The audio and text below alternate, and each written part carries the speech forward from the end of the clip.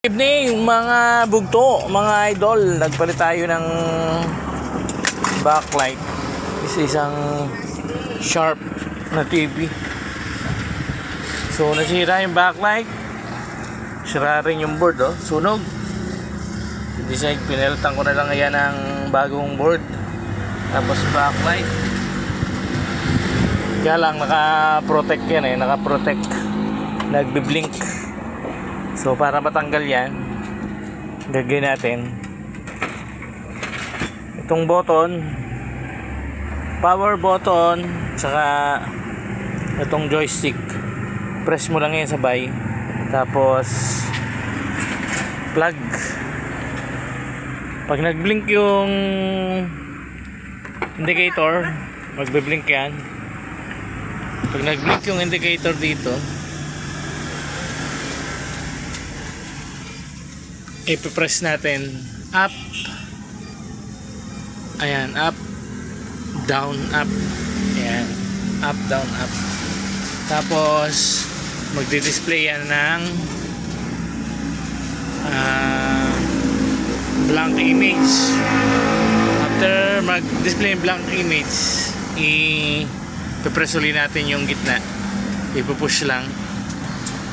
Pagka push natin, magre-restart, lalabas ang display, and then remote na. Reset natin yung, lalabas na yung service mode, i-reset natin yung error, lamp error.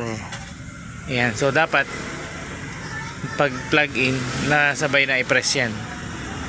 Okay, ipopause ko muna para makita nyo.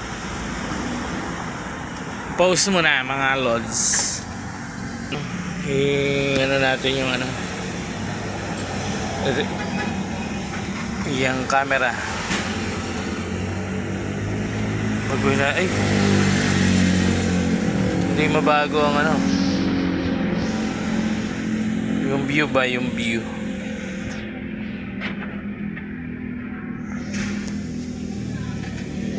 Hindi makita ganyan. Check natin kung kita. Yan mga loads. Press, hold, nag-blink. Yan na, blink. Blink na. Yan na, blinking. Up, down, up. Wala. Tapos press natin sa gitna. Press lang. Yan. Press lang. Stand, press lang sa gitna yung button.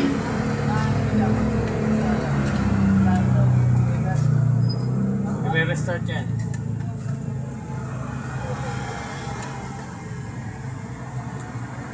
Ayaw mong mag-restart.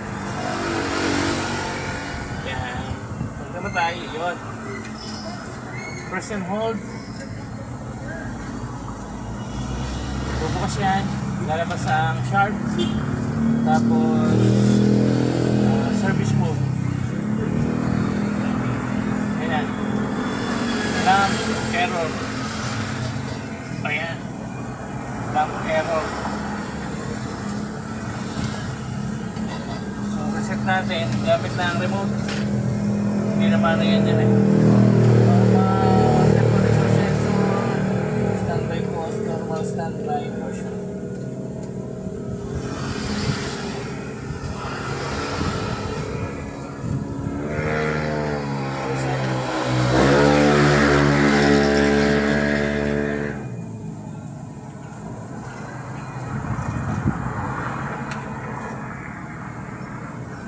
Lang error. Enter.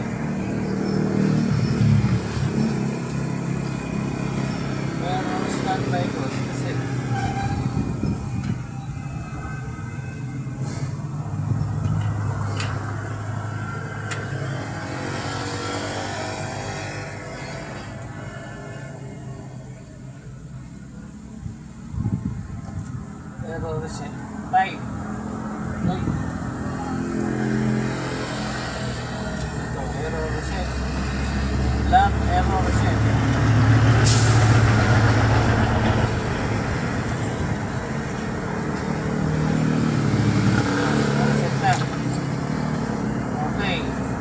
nakaset na siya. Wala na.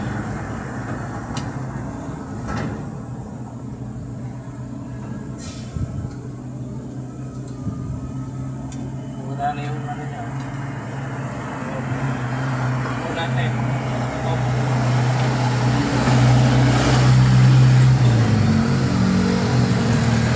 Natin sa ayun, off dito.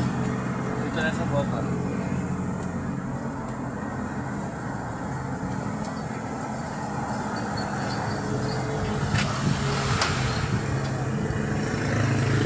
Start tayo.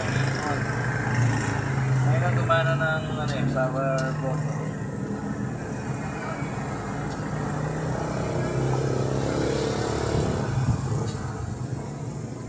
Ano, okay na? Sharp. At mag-raster. Input. Take off. HDMI. Wala, ulitin natin.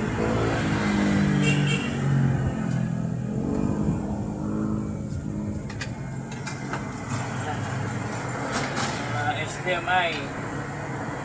Check natin. Walang raster kasi naka-HDMI. Ayun o. Alright, TV source. Ayan na. So, okay na yan mga lods. So, pwede lang pag-reset ng ating ano. Sana nakita mga idol. Check natin. Ayan na. Goods na yan.